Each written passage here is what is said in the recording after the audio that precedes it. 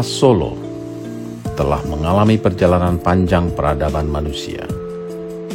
Di bantaran Sungai Bengawan Solo, fosil Pithecanthropus erectus serta Homo soloensis ditemukan menjadi bukti peradaban prasejarah tanah di kawasan kaki Gunung Merapi, Merbabu, dan Gunung Lawu.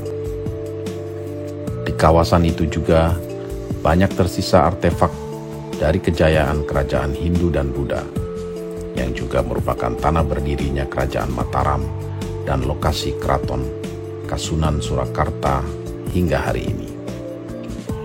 Solo kini menjadi kota modern dengan fasilitas kota yang lengkap dan memadai sebagai kota budaya, pendidikan, perdagangan, dan pemerintahan. Melengkapi fasilitas rekreasi dan pendidikan untuk kesejahteraan masyarakat kota Solo, kami sajikan visi perencanaan dan perancangan pembangunan Museum Ilmu Pengetahuan dan Teknologi.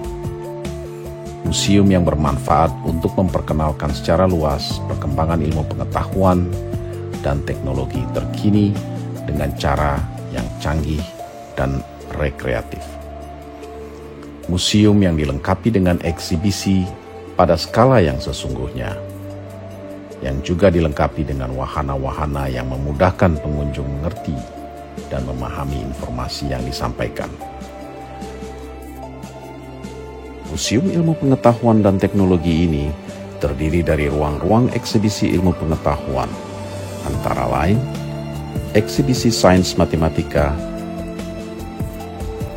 eksibisi sains astronomi dan antariksa, eksibisi sains biologi dan lingkungan alam, eksibisi sains roket dan aviasi, eksibisi sains robotik dan teknologi nano, dan sains digital.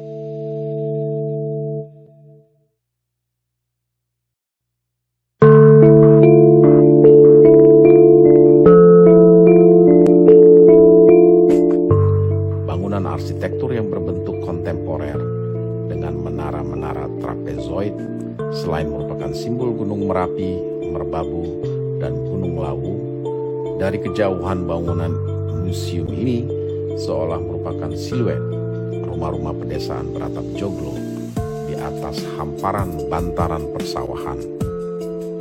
Bentuk arsitektur yang multi-interpretasi ini dapat juga diartikan sebagai alam semesta dengan gelombang gravitasinya, di mana menara trapezoid menggambarkan observasi manusia dalam menghitung jarak dan lokasi galaksi dalam bidang yang terdistorsi. Menyambut pengunjung, di lobi bangunan museum dirancang taman flora di mana tumbuhan dan pepohonan yang unik dari pelbagai belahan dunia akan dikurasi. Taman di dalam ruangan ini akan menghubungkan 5 bangunan utama yang terdiri dari bangunan umum di mana terdapat ruang penerima, penjualan tiket, ruang auditorium, perkuliahan, kantor pengelola. Bangunan Museum Pengetahuan Alam dan Biologi yang dilengkapi ruang peraga tentang bumi dan kejadiannya serta makhluk yang hidup di dalamnya. Bangunan ini dilengkapi dengan teater pengalaman 4 benua.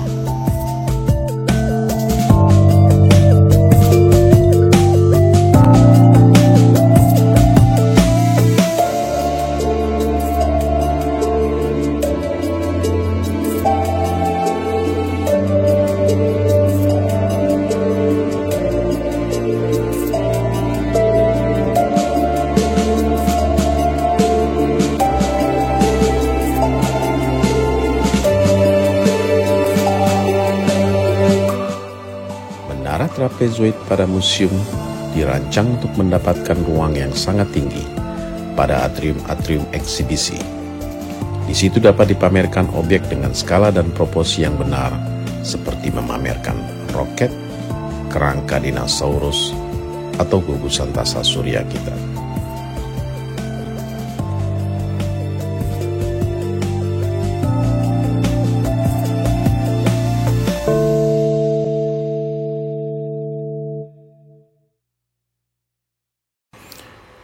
Sebagai sarana budaya dan seni, museum memiliki plaza dan pelataran yang dapat dimanfaatkan untuk memperagakan kekayaan tradisi dan budaya setempat.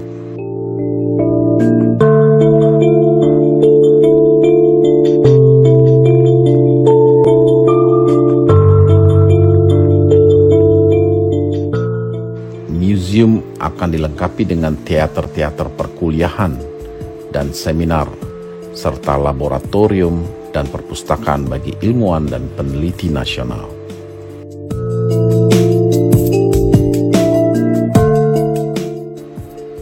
Ruang-ruang yang terjadi di bawah naungan geometri bangunan yang asimetrik dapat dimanfaatkan untuk eksibisi-eksibisi pada ruang terbuka yang sekaligus menjadi tempat bermain bagi anak-anak.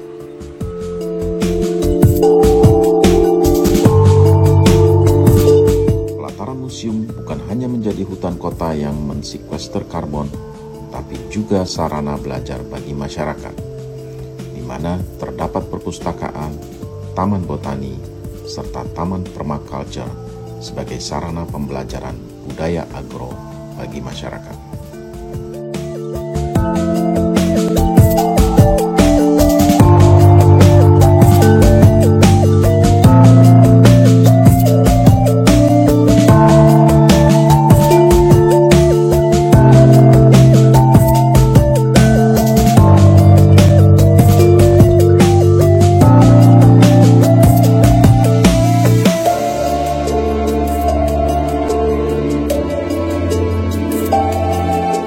Manfaatan bantaran Sungai Bengawan Solo sebagai objek wisata dan rekreasi alam yang memiliki sejarah panjang kehidupan umat manusia di tanah Jawa. Di bantaran Sungai Bengawan Solo ini juga dialokasikan kedai-kedai kopi dan jajanan yang asri dan teratur.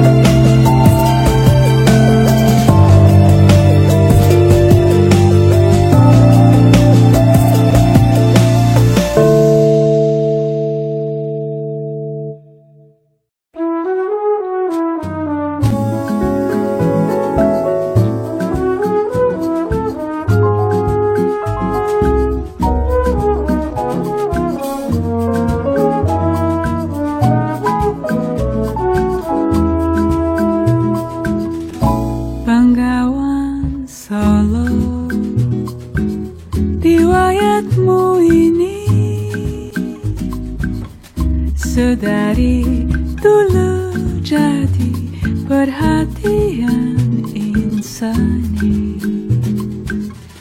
Musim kemarau tak seberapa airmu, di musim hujan meluap sampai jauh.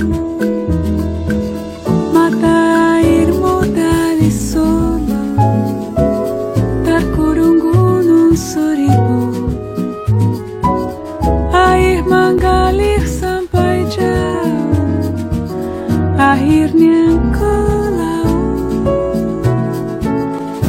itu perahu riwayat